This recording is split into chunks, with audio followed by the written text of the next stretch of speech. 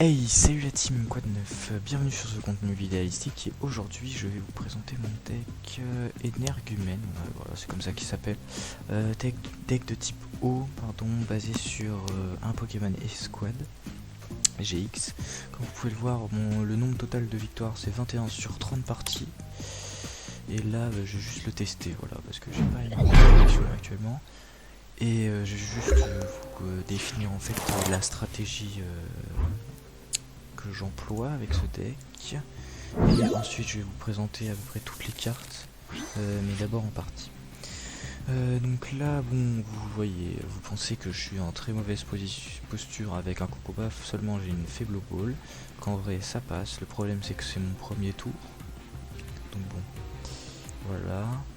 Donc on va directement chercher un Tortank et type Lovix. C'est le Pokémon des squads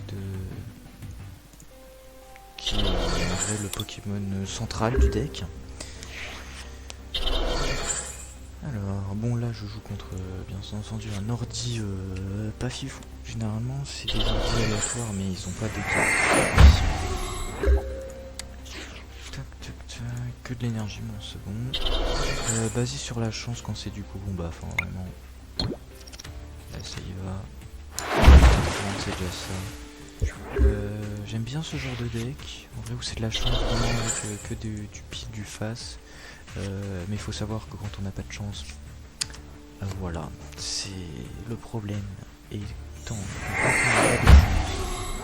c'est la merde, très clairement. Ah c'est une très mauvaise posture. Je vais chercher la pioche, putain, j'ai tellement pas de connexion que même contre un ordi, genre, ça lag. Très bien. Bon, j'ai que de l'énergie, ça me fait un peu chier. Vous le cachez. Très bien.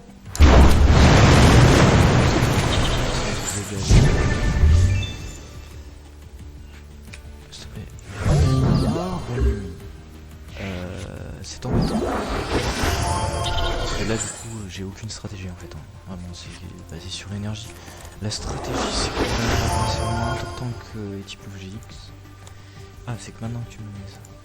Et que j'arrive à placer aussi ces Volcanion, il me semble. Cool, donc là on va chercher de la pioche. Voilà.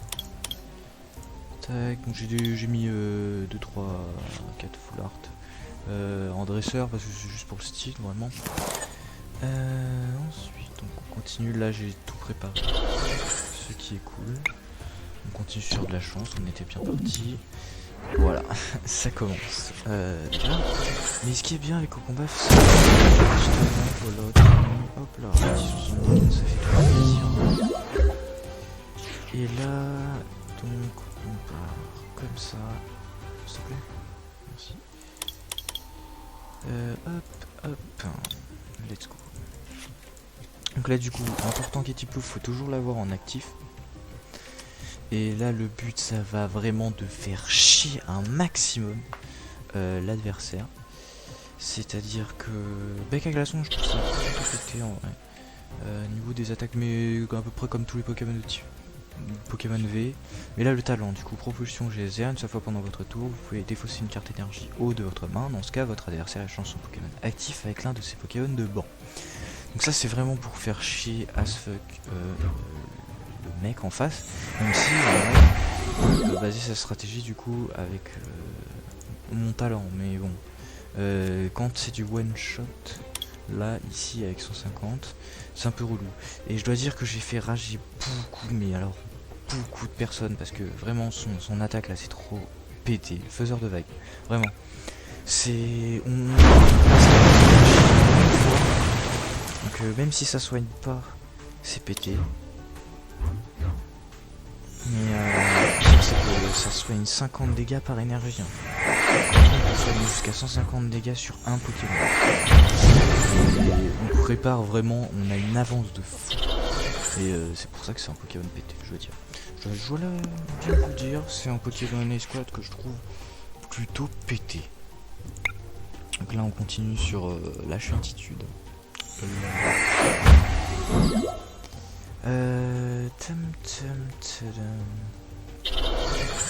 Voilà.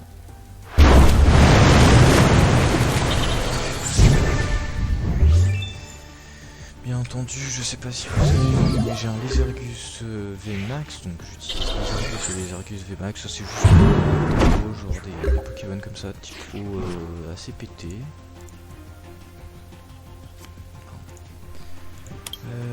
Keldeo GX, voilà, qui est même style que Fenard Alola GX. C'est son talent, voilà, cœur pur, les effets d'attaque, mais ça c'était bien à l'ancienne génération, maintenant il y a les types V, VMAX, donc ça compte plus.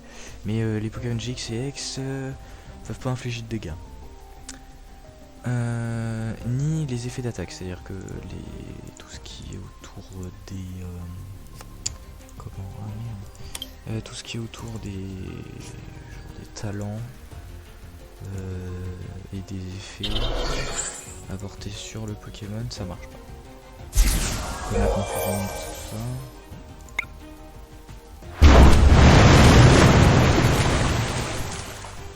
Je vais essayer 3 énergies à attacher.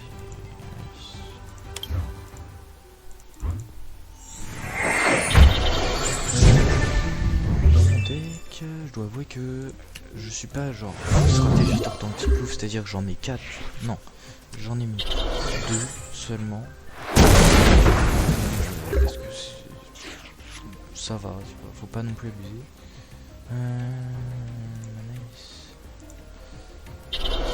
J'ai plus d'énergie là du coup, c'est cool. J'ai mis un c'est juste pour les Argus en vrai, pour pas attendre. Donc là, ça va être cool. Vas-y. Ça va partir sur du les Argus VMAX instant.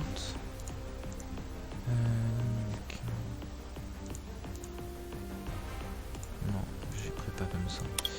Voilà, en vrai c'est Torton Kitty Plouf pété pour la préparation. Du coup on a toujours un coup d'avance en fait sur l'adversaire. Cependant, bien entendu, comme tous les GX Squad, bon, il prend 3 cartes récompenses quand il le bute. Mais des fois, il peut m'arriver que si je prends 150 dégâts, je mise tout sur Tortan Kitty Plouf, c'est-à-dire que je place directement les 3 énergies eau que j'ai en ma possession sur lui. Max, qu'il ait pris 0 dégâts.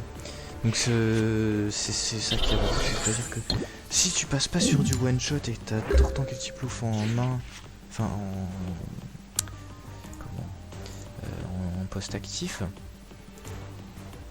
et bien le mec il sait très bien que s'il met pas du one shot sur à peu près tous mes Pokémon, c'est foutu.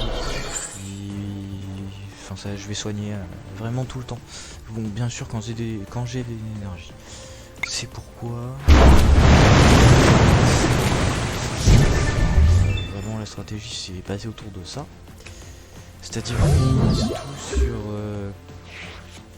l'évitement de dégâts, régène, et tout tourne autour des énergies vraiment. La stratégie de base c'est Volcanion quand j'ai de l'énergie, avec Torton pour One et soigner, et j'ai toujours de la récupération d'énergie pour pouvoir toujours avoir pas d'énergie au final dans ma pile de défausse. Ça c'est cool. Hop. Et Keldeo V, voilà, je l'ai mis, ça c'est pour contre-attaque de fou, hein, vraiment. Genre quand j'ai la possibilité, mais là il était en 4 récompenses, de mettre Bec à glaçon, Keldeo GX, Volcanion, Keldeo V, Tortan Kitty Plouf, et du coup il me reste un spot pour les Argus VMAX. Je me mise tout sur Keldeo V à la fin, sur faiseur de vagues. Parce que c'est vraiment genre c'est 50 plus 30 fois le nombre d'énergie eau attachée.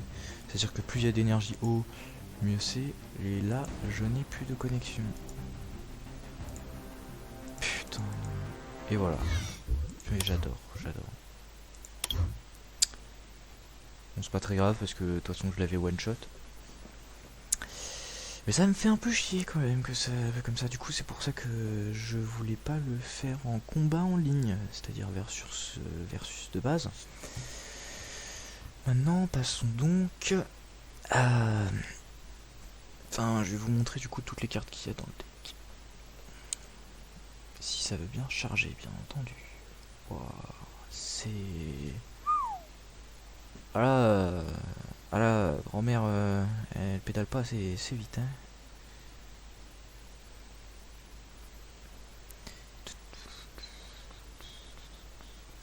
90% déjà, ça passe en vrai. En vrai ça va. Oh non, non j'y ai cru. Ah, t'as repris la... Ok. Bref. Merci. 250 dégâts, wow. C'est un peu beaucoup excessif tu vois. Alors du coup... énergumène. Voyons voir les cartes. Donc... 2 cocons baffes, donc ça c'est de la tempo à fond. Quel DOGX, j'en ai un pour son talent, juste, hein, vraiment le reste on s'en fout. Tortank et Tipuluf GX et Squad, j'en ai 2. KDOV, j'en ai un, mais en vrai je pense peut-être chercher à échanger, je sais pas. Les Argus V, les Argus V Max, parce que ça je les avais eu en échange, genre on me les avait donné limite, j'avais pas compris pourquoi. Bec à glaçon V2. Plutôt cool par rapport à son talent et son attaque est plutôt pété, j'avoue. Par rapport les Argus V en vrai c'est plus pété, mais comme il a pas de talent et que là c'est du talent, c'est du régène, c'est cool. Volcanion Prisme Étoile, ça c'est pété pour son talent principalement, donc lui il faut toujours l'avoir sur son banc, c'est vraiment le but. C'est du Tortank Diplouf pour le régène et pour la domination par l'énergie au final. Et ensuite du coup c'est le Volcanion pour déstabiliser l'adversaire et du coup mettre complètement le désordre dans sa stratégie. Ensuite donc nous avons une lettre du professeur, bon en reverse parce que j'en ai 4, hein, c'est pour vraiment recherche d'énergie à fond. Corde sortie parce que c'est avantageux avec Volcanion, c'est-à-dire que je choisis un mode de retrait du poste actif, du coup je peux pré-shot du coup un mouvement et l'adversaire va tenter de faire la même, sauf que s'il y a Volcanion sur le banc, l'adversaire va être encore obligé d'échanger son Pokémon, du coup s'il a tout misé sur un seul Pokémon, il sera embêté. Soit il va s'en faire niquer un, soit il va devoir tout reprendre à 0. Récupération d'énergie 3 justement parce que ça consomme vraiment beaucoup trop d'énergie, c'est à dire que ça je vais le faire, si je l'ai dès le début je vais quasiment faire ça à chaque tour si j'ai de l'énergie. Du coup à chaque fois que j'ai de l'énergie défaussée il me faut un max d'énergie pour préparer tous mes coups avec Tortank et Tiplouf GX qui sera principalement sur le poste actif avec son attaque qui a un peu on va dire un espèce de talent cheaté qui fait que je vais préparer à chaque fois 3 énergies sur chaque Pokémon à chaque fin de tour, ce qui fait que je vais placer 4 énergies en tout entre chaque tour. C'est plutôt pas dégueu. Recherche d'énergie en simple parce que l'aide du professeur c'est bien beau mais on peut en placer que 4 donc ça fait un peu chier. 2 faible ball pour toujours avoir un avantage, ça c'est, je dirais que c'est quasi faut jamais s'en séparer en fait, dans tous les decks il faudrait avoir des faible ball, c'est un peu le même principe que Fan Club Pokémon, sauf que Fan Club Pokémon c'est un supporter et que du coup faible ball bah non, tu peux jouer, c'est un objet donc tu peux jouer ça tout le temps, c'est plutôt cool. Mais c'est le même principe, c'est-à-dire préparer un max de coups en plaçant vraiment tous ces Pokémon, tous les Pokémon que l'on veut principalement dans la stratégie. Donc là en l'occurrence Faible Ball et c'est les fan club Pokémon, ce sera principalement pour pré-shot du Keldeo-V et Volcanion aussi. Ensuite les Volusoda j'en ai mis 2 pour vraiment si c'est la PLS avec les Argus. Ah ça va me saouler ça, hein. Vraiment. Donc je disais avec les Argus VMAX. Ah ça m'a interrompu, j'adore. Oh les joies de la technologie. Dieu tout puissant de la connexion. Merci de me faire chier comme ça là. Putain non mais. C'est pas possible. C'est pas possible, c'est pas possible, c'est pas possible.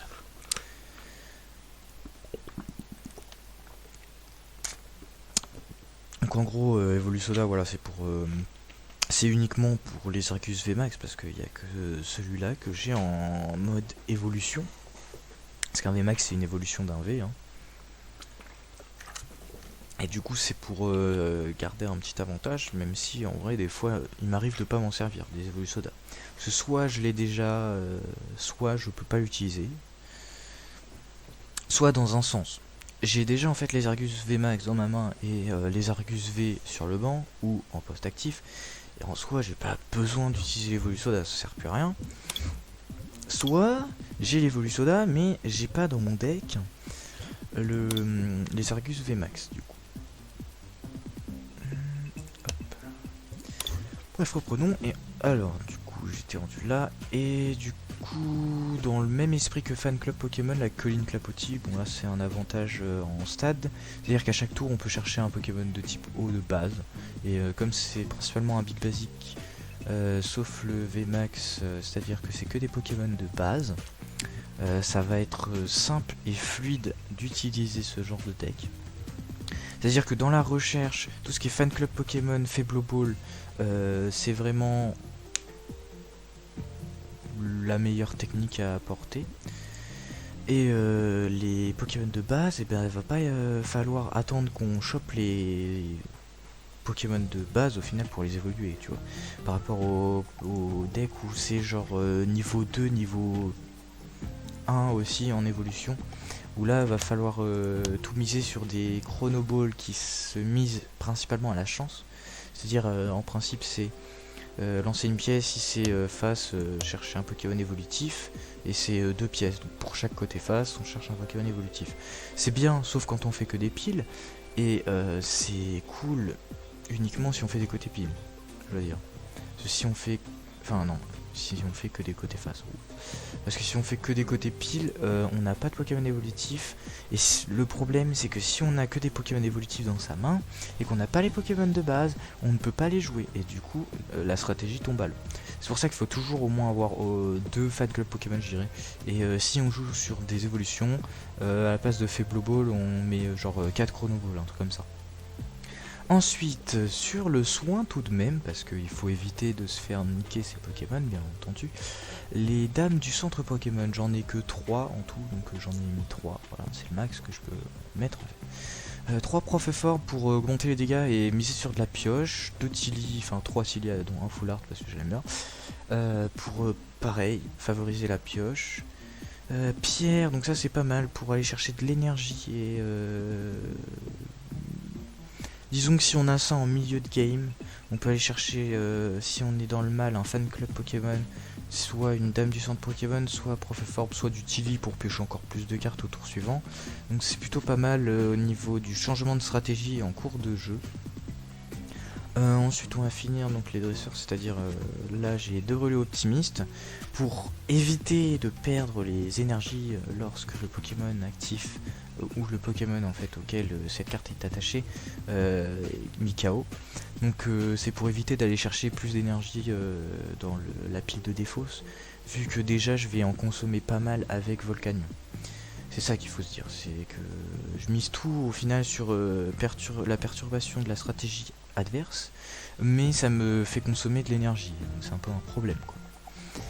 Donc c'est pour ça, ça m'éviterait de perdre au moins 3 énergies sur chaque Pokémon à chaque fois qu'il est mis KO, même si en soi je l'utilise très rarement parce que j'en ai que 2. 2 bandes aux muscles, pareil que Prof Form, juste pour augmenter les dégâts. Bon, des fois ça peut être intéressant, des fois c'est vraiment ce qu'il nous faut.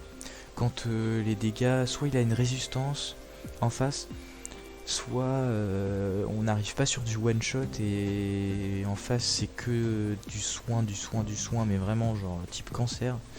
C'est vraiment pour partir sur du one shot en fait. Une double énergie incolore, parce que voilà, faut de la double énergie en vrai, hein, même si j'en ai pas grand besoin. Je pense même que je vais devoir l'enlever, hein, parce que c'est juste que pendant un temps j'utilisais Moumouflon V. Je vais l'enlever.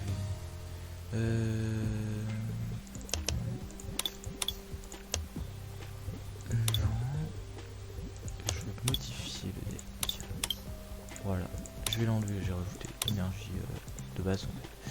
Et du coup, énergie riposte, quand on est dans le mal, c'est plutôt pas mal, c'est avantageux. Parce que quand on a, c'est en principe c'est ça, s'il vous reste plus de cartes récompenses que votre adversaire, c'est à dire que quand on se fait battre au niveau des cartes récompenses, Si ce n'est pas attaché à un Pokémon GX ou X, comme ça n'a pas été remis à niveau et que maintenant c'est que des Pokémon V, sauf si j'attache ça à Tortank ou Tiplouf ou Keldeo GX, cela ne marchera pas parce que c'est des Pokémon GX. Et GX Squad. GX Squad, il y a GX dans le nom, donc ça compte comme un Pokémon GX. Pokémon Egg, j'en utilise pas, mais du coup, ça fournit tout type d'énergie, 2 énergies à la fois quand on est dans le mal. C'est plutôt pas mal, j'aime bien utiliser ce genre d'énergie, mais sinon, au niveau des énergies, je suis pas vraiment sur de l'énergie spéciale. À part pour une énergie riposte, c'est tout. Wow, ouais, c'est. Ah, il y a de la connexion là, hein, vraiment. Ouais, voilà, j'espère que ça vous aura plu. J'ai tout donné en détail et franchement, donc ce nombre de victoires totales. Ah, donc les parties, genre sur le. D'accord. Les parties contre en test compte. Bon, pourquoi pas. Ça m'intéresse pas tant que ça. Le deck est en étendue ou limité, donc il sera pas sur certains types de tournois ou quoi que ce soit. Sauf en illimité, mais bon, il n'y en a pas 36 000. Je pense vous faire une prochaine présentation sur un autre, mais je l'ai pas terminé. Il me faut vraiment encore des cartes que je demande en échange, mais que personne ne veut m'échanger parce que c'est trop pété. Justement, c'est pour ça que ce genre de deck m'intéresse. Je vais pas trop vous teaser, on va voir ça une prochaine fois. Je vais partir sur un autre deck bientôt aussi. Donc j'ai 2 autres decks à vous présenter. Sur ce, n'oubliez pas le petit like, de vous abonner si c'est pas déjà fait, et on se dit à la prochaine. Bien sûr, n'oubliez pas le petit commentaire qui fait plaisir pour m'afficher votre soutien, tant négatif que positif. Si vous voulez d'autres explications ou voir plus en détail vraiment certains types de decks, ou que je vous fasse un deck autour de certaines cartes par exemple. Si vous jouez au JCC en ligne, vous n'êtes pas trop connaisseur en termes de stratégie, mais que vous avez plutôt des bonnes cartes, voire même si vous n'avez pas des bonnes cartes, mais que vous savez pas si vous avez des bonnes cartes, quelle stratégie mettre en place avec ce genre de cartes, n'hésitez pas à m'envoyer quelque chose, un petit commentaire, un truc comme ça, et je ne manquerai pas de regarder pour vous aider. Il n'y a aucun problème là-dessus.